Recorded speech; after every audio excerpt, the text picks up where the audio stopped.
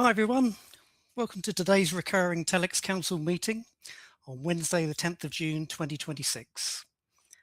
Hopefully today's agenda is visible in the chat, but before we go through it, I'll start with the TELx Council overview as normal. These recurring meetings provide several critical functions for our governance, provide transparency to our community, create structure for our forum, provide authors the ability to present their proposals to the council and community, allow the council and community to review, debate, and refine these proposals so they get to a consensus and mutual understanding, provide a medium for regular TELx ecosystem updates, ensure consistent communication between council members and the community, allow the community to directly engage in Q&A with the council members. The TELx Council is a local governance organisation with authority over and duties towards TELx operational rules, system health, and social well-being. Overview: to accept, develop, and vote on TELx IPs, to change or introduce new elements to TELx, to alter TELx harvesting rules, and be responsible for generally representing the interests of and informing their constituency in matters pertaining to TELx. Duties: the TELx Council is required to 1. Plan, finance, and coordinate implementation of improvement steps. 2. Regulate the flow of TEL issuance to allow TELx to be harvested by liquidity miners. 3. Introduce, alter, and enforce TELx operational rules, including harvesting information and community maintenance and construction. 4. Inform miners of the activities and outcomes related to TELx and results from any snapshot votes. These snapshot votes are a requirement for all council members, and in order for a proposal to move forward, there needs to be a 5 or 6 majority vote, and all 6 members voting within 5 days from the start of it being posted to Snapshot. And with that, it's time for a recap of the last meeting. So over to you, Ty. Well, good morning from New Zealand, everybody. Right, just stepping into the breach here, I'll just quickly read through the recap notes from last meeting. TELx discussed the completed Merkle proof of concept, which tested Merkle reward settings against TELx's native incentive system over the same ETH pool liquidity and time span. Merkle integration could allow TELx users to claim rewards through the TELx site, with Merkle operating in the background. Existing TELx users and current Merkle users were identified as key audiences. The Council discussed moving liquidity providers from hook-based pools to equivalent non-hook pools, which may simplify Uniswap's v4 liquidity provision and improve aggregator compatibility. Merkle's flexibility was highlighted as a major advantage. Rewards can be split between fees and token liquidity components, and multiple campaign types could potentially run in the same week. Test results suggested Merkle distributes rewards more evenly than the current native TELx system. TELx's native Gini coefficient was around 0.8, while Merkle's variants were generally around 0.6 to 0.7. Set and forget liquidity providers appeared to benefit more under Merkle, with one passive wallet reporting earning 16 to 36% more rewards than under the program that we have in place at the moment. No single Merkle formula optimized all goals, which were deep liquidity, attracting passive retail users, and supporting sophisticated DeFi users. The community will need to decide which reward structure best fits TELx priorities. Merkle's dashboard could give users near real-time visibility of rewards, updated several times a day, improving transparency compared with weekly reward drops. The Council broadly agreed Merkle due diligence is complete and that TELx should move forward subject to housekeeping and approval steps. So TELx should move forward, meaning the proof of concept should be implemented. A public proof of concept write-up, possibly for Medium, was proposed, though sensitive data may need to be excluded. We'll talk a little bit about that later. Single-sided staking in the TEL app remains aspirational, with no current timeline or implementation plan. And with that, I'll hand back to Boo to host the rest of the meeting. Thank you. Okay, thank you, Ty. So we're planning to put a new TELx IP proposal on the forum around the same time that we have our Merkle analysis complete and published. So hopefully not too long now. And I've put together a concise summary of the Merkle proposal implementation of Merkle across TELx pools, which I'll read out to you now. So for those of you who don't know, Merkle's a leading on-chain incentive and reward distribution platform used by DeFi protocols to create, manage, and distribute reward campaigns. The current TELx proposal seeks approval for the TELx Council to partner with Merkle for TEL reward distribution and campaign management across TELx liquidity pools, and it follows the completed Merkle proof of concept for the TELx-based TELETH v4 pool. The proposal applies to all current Uniswap v4 TELx pools and future TELx pools approved by the TELx Council, and is designed to make TELx reward distribution more transparent, scalable, and easier to manage. Merkle would support standard weekly TEL reward campaigns for eligible TELx liquidity pools, and also support targeted ad hoc campaigns for bootstrapping newly introduced TELx pools, encouraging early liquidity provision and improving initial pool usability. Merkle allows campaign parameters to be configured on a campaign-by-campaign basis, where campaign rewards can be weighted using active tick liquidity, token 0 TVL, and token 1 TVL. This allows the TELx Council to support both wider range set and forget liquidity providers and narrower range active liquidity providers targeting swap fees.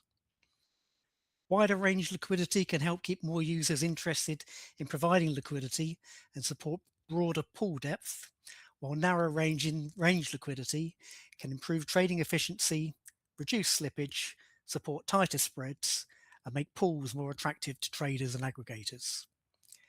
The TELx Council would decide pool inclusion, reward weighting between pools, campaign configuration, and new pool campaign support, and the Council may adjust these decisions on an ongoing basis in response to liquidity conditions, campaign performance, market conditions, technical requirements, or ecosystem priorities. Where material changes are made to pool eligibility, reward weighting, or campaign configuration, the community would receive at least 10 days notice where reasonably practicable. Partnering with Merkle will remove the need for a custom Uniswap v4 hook, simplifying new pool setup, user experience, and improving aggregator compatibility. A vote in favour approves the TELx Council's ongoing use of Merkle as described in the proposal. A vote against it rejects it. And that's the end of the summary. You have the chance to read and digest the full proposal on the forum once it's posted, or any comments will be added and reviewed. Are there any questions at this stage?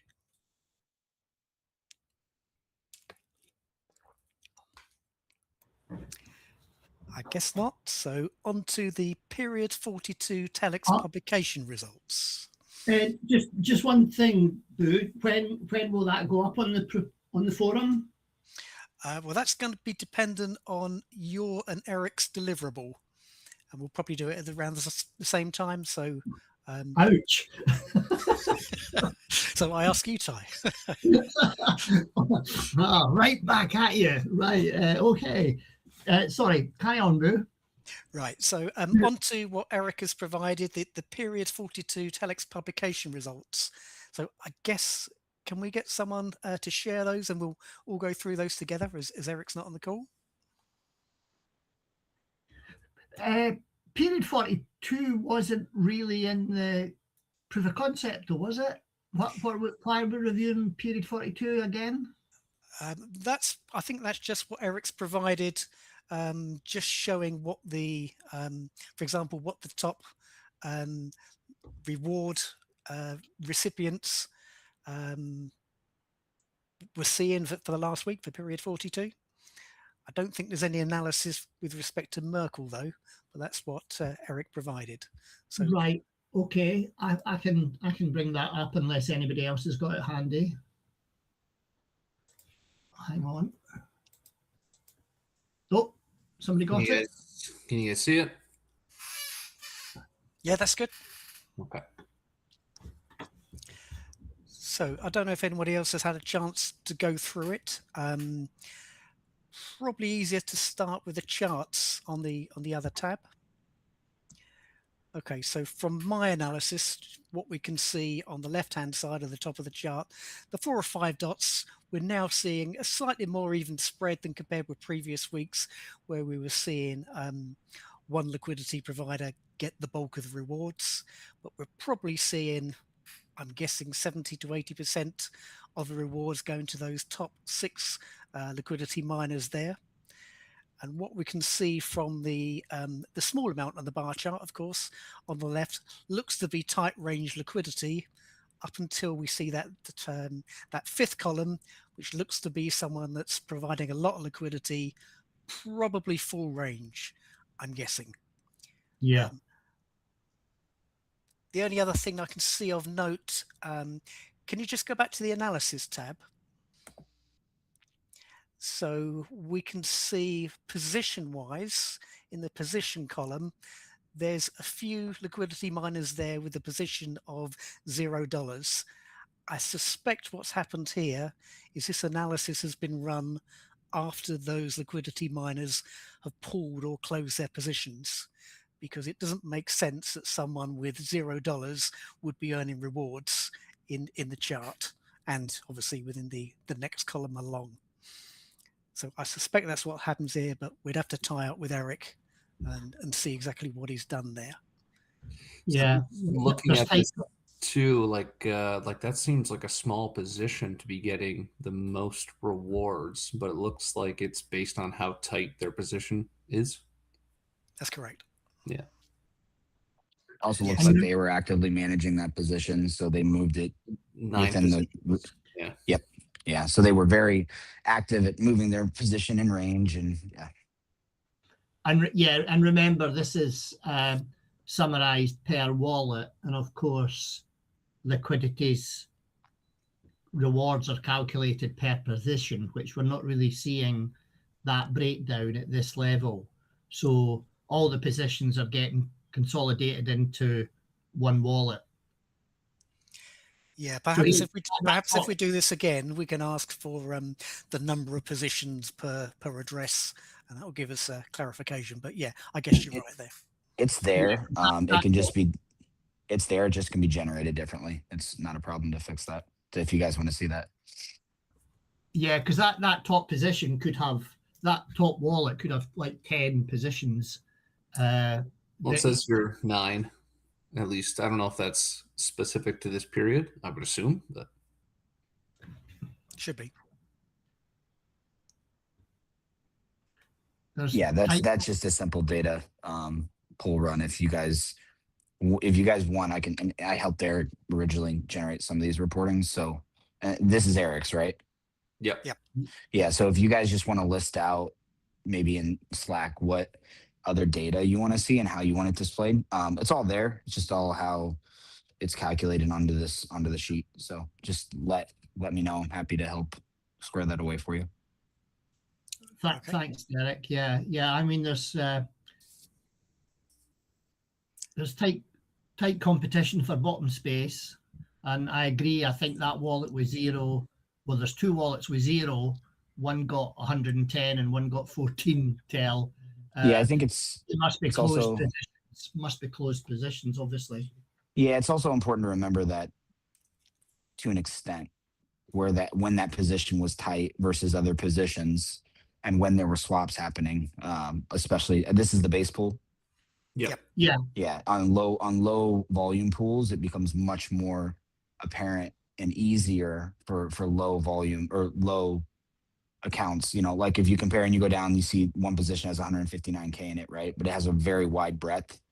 So they're just not moving anything and they're just capturing at all times versus, which ends up being a more, once the volume picks up, that stabilizes some more. It's just, this is a proponent of a low volume. Well, if you ran the same analysis on the Polygon pool, you'd see a different outcome, even if that person did the same thing. Yeah. And I mean, to be fair, that's more or less what the previous weeks have shown as well. There's nothing really surprising about this week, the last week, 42. No,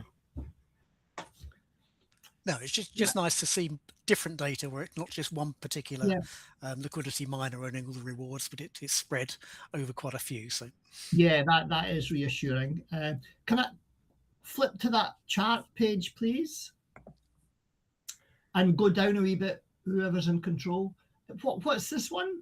The Lorenz curve in It's your Gini coefficient. Yeah, Gini coefficient. Yep.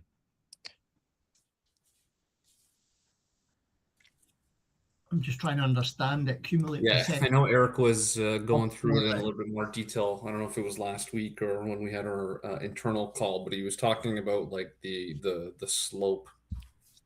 Yeah, so I can explain if you want me to. Please. Yeah. Yeah, so Gini coefficient, it's essentially a statistical measure that it quantifies the inequality of a spread of wealth, quote unquote, right? So it's usually expressed between 1 and 0. 1 represents like a perfect equality. So in this example, the lower your Gini coefficient, the more equitable across the full spread it would be. So if you were near 0, it would be an equal spread across every single wallet, right? Which we know is not, it wouldn't matter their liquidity. It would be an equal spread, right? So the lower the number, the more equitable the spread becomes, if that makes sense. So the way that you look at it is the line of perfect equity is that diagonal line, right? Exactly, 50% earns 50% of the rewards, right? The curve is the actual distribution. So the further away that the curve bows away is further from perfect equity, quote unquote. Does that make sense? Yep. So as you can see, kind of, it's obviously when you start looking at it, it's far away down below. When you compare this over 2 different time periods, you can start seeing the curve. Really, what you'd want to do is start looking at what this is going to do over a certain amount of time. So you can compare that curve across. Really, the coefficient number is one of the most important things, I would say. Yeah, it's again, great it's never going to be to perfect. compare. Yeah, right. It's never going to be perfect. That's just not the nature of these, but it gives a good baseline of distribution, especially when you average it over the course of multiple months. Again, harder to do when you have volume spikes and low liquidity pools, but it definitely helps. So the thick line is how the rewards were distributed this week, and what we should be moving or trying to move towards is that line moving towards the dotted line. And well, you're never going to have perfect equity. You're never going to have a perfect distribution at 50%, right? Like that's just not feasible. What this really is doing is you can compare the models one over the other and say, okay, this is just a visual representation of the Gini coefficient, right? So all this is doing is showing you a visual representation of that specific number, if that makes sense. So it's just a graphical representation of the economic inequality or equality distributed across the number of wallets. It's literally just like a plot graph. So technically speaking, if you had the same over enough data points, over enough weeks, you can look at it and say, okay, our Gini coefficient average was 0.7, and we made this small change to the way that the calculation is run over the same data sets, and it shrinks to a 0.68. Well, the change that we made a better distribution. Does that make sense? Yeah. Sorry, it's statistical nerd stuff. I apologize. So so it's basically just, it's telling you how close to a perfect bell curve of equality that of distribution that you've got. That's it. Don't overthink it too much. That's all I can say. It's literally just a data representation of the distribution. Oh, So okay. in layman's terms, we wanted fairer distribution and we achieved it. Correct. That's exactly what this is saying. All right. Good. Okay. Is there Sorry. no, it's all good. Appreciate it, Derek. Thank you. Is there anything else that you guys wanted to review on this for 42? I think I'm good. No, but yeah, All good. I think the one thing, guys, that I think is really great with this, just from my nerdy brain, is that you're not seeing these giant spikes of inequality based on whatever factor. So the clamping methodology with the hook becomes a non-issue anymore, which is great, regardless of where the volume spikes are. yeah, but we haven't actually made any changes to anything. This is just our normal. Oh, this is This the normal data set. This isn't yeah, Merkle? this is not a Merkle output. Gotcha. This Okay. is just week 42 of our normal. Gotcha. And on that premise, we've got, it just so happens this week that we've got 4 wallets that are more or less evenly spread. Yeah. Yep. And The to be brutally honest, we don't know if these 4 wallets, because we've got this cap on positions of 99, and we know that some users have hit that cap already. We've got no clarity over whether these 4 wallets are in fact the same person with multiple positions that's Right. really just got some bot or something running that's sweeping up all the rewards across these 4 wallets. We just don't know. based on the liquidity amounts, Ty, I think that would be and the methodology on how you have to do this. I think I wouldn't look at it as the number of people. I would look at it as the wallet activity and the distribution from said activity. I get where you're going, but like the data is more built around like trying to determine based on the actions of said positions on said wallet, regardless of who the owner is, was the distribution fair across those groupings, Oh yeah, we'll never know. I agree. But the 4th wallet that's got $0 and it had 106,000 rewards. Obviously, that's been a wallet that's had open positions, probably in a tight range, and he's withdrawn everything. Or these positions for that wallet have all gone out of range. Probably that's why it's gotten 0. I would think. And so, yeah, which kind of that's what sparked the idea. Maybe we can run it and see if those addresses are related to each other.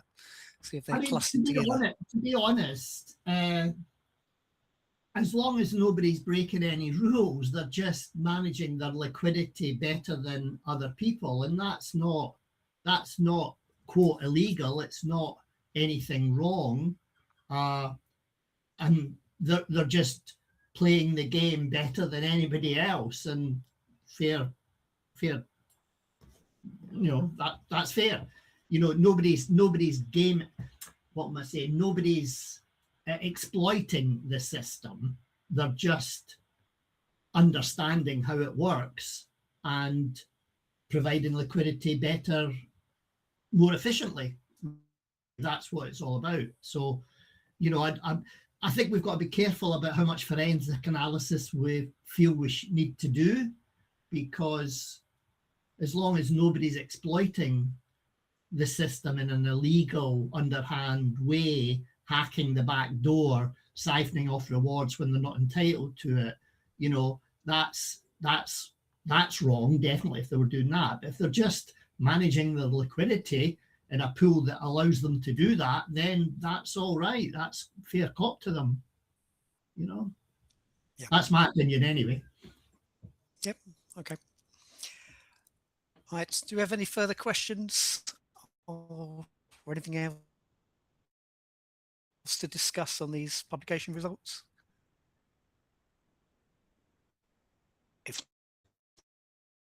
I'll make a start. I've got a few questions for Leo, if I can put Leo on the spot.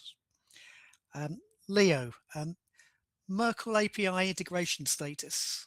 Do you know where we're at with that at the moment? Or is that still in progress? That is not started yet, but yeah, probably we'll prioritize that when we get the vote through. Or Okay. Yeah. And we've got, I think it's Noah scheduled to work on the removal of the hook dependency and the voting. yeah, Yes, that's in the same he's status, or he's got it to a good point. He thinks it's doable. He just hasn't built it yet. And I think he's built some tests, but not full coverage. So yeah, ongoing, same status as the other beyond that. okay. And do we have a date penciled in? I don't necessarily need to know it or whatever, but for the first full end-to-end test, so the Merkle integration, the front end, and the voting, is that on the horizon? Sorry, voting. Snapshot. Snapshot using not the hook. We don't have a date penciled, but it will be roughly in line. I think it might be on the Gantt chart. I need to double check. Don't know off the top of my head, but yeah, if it's not there, I'll add it on. Good point. Okay, that's all I had. So, Awesome. anyone else have anything?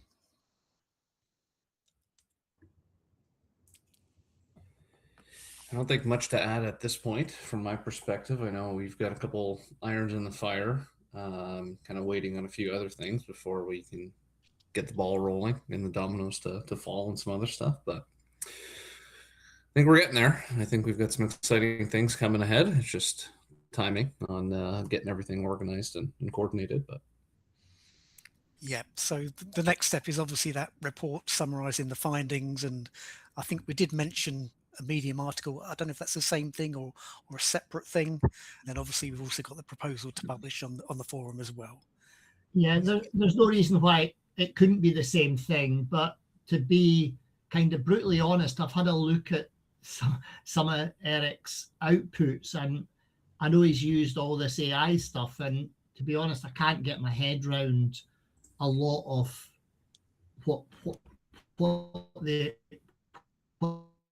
bit. So that's where my roadblock is on that. And I know Eric's got family stuff that he's dealing with at the moment. So I'll try and sit down with him at some stage. He did indicate in Slack that he would maybe be available towards the end of this week, which, you know, is a couple of days. So I don't know if he's got space, but I'd like to sit down and kind of go through all the things, because really, I think what we should be doing is we should be publishing the result, but we should also be recommending, I think, how Merkle's configured, so there's kind of clarity on that and transparency.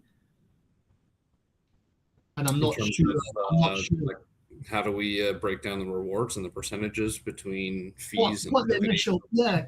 Well, okay. The reports that I've seen at the moment, the outputs basically saying we should be adopting 2 campaigns, one off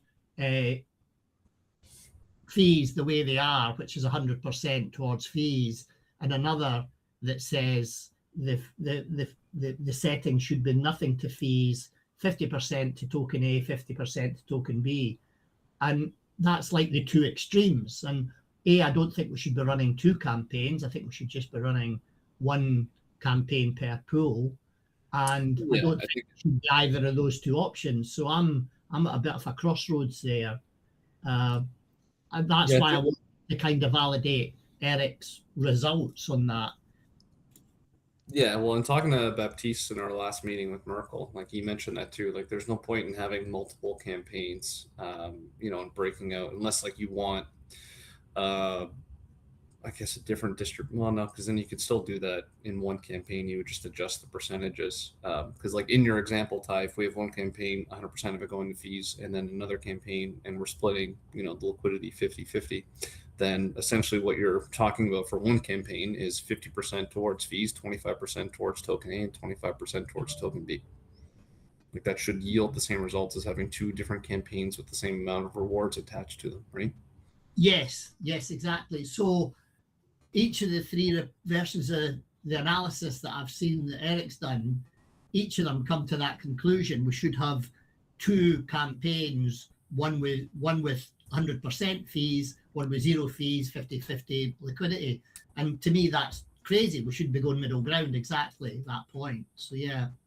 Yeah, well, if you can connect, or whenever you and Eric can connect and find some time, then I would suggest that maybe just invite everybody else on the TELx Council, and if we can all get together and just try to, figure out the report and finalize, to your point, how do we want to? Because keep in mind too, we have 2 essential different types of pools. One being a volatile asset pool paired with TEL, whether it's just going to be TEL and ETH, or if we have the stablecoin pools as well. So we're probably going to have different parameters for those 2 different sets of pools. So it's probably best to kind of get that together in our analysis, in our report, and then even put that into the proposal as well too. So if it's going to be Friday, then or something in a couple days, then I'll try to make myself available. I know I've taken the afternoon off here in Canada to watch the start of the World Cup, Canada-Bosnia, but I can definitely work with you guys through that while I watch at the same time. Okay, I see Eric's kind of on the call now. Are you available, Eric? Can't speak. Okay. All right, good. Yeah, can't speak, but can do handover tomorrow or Friday. Okay. And my other question was, does Canada play football, Andrew? All right, I gotta go. Bye. Go Scotland. Go Scotland. Oh, geez. I think we have a decent chance of getting out of the group stage. We'll see. Depends on how the injuries are, but yeah. I can't cheer for Italy. At least your team will be acclimatized, should we say? Well, it's in Canada too, so hopefully there's a little bit of fan support that helps get them over the edge. But sure. Okay, do we have anything in the Q&A section then? Is there anything on the stream? There's nothing on the stream right now. Okay, so unless there's anything else, I propose we close the meeting, and the next meeting is in 2 weeks' time, on Wednesday, 24th of June. Great. good. Okay. Thanks, everybody. Thanks, all.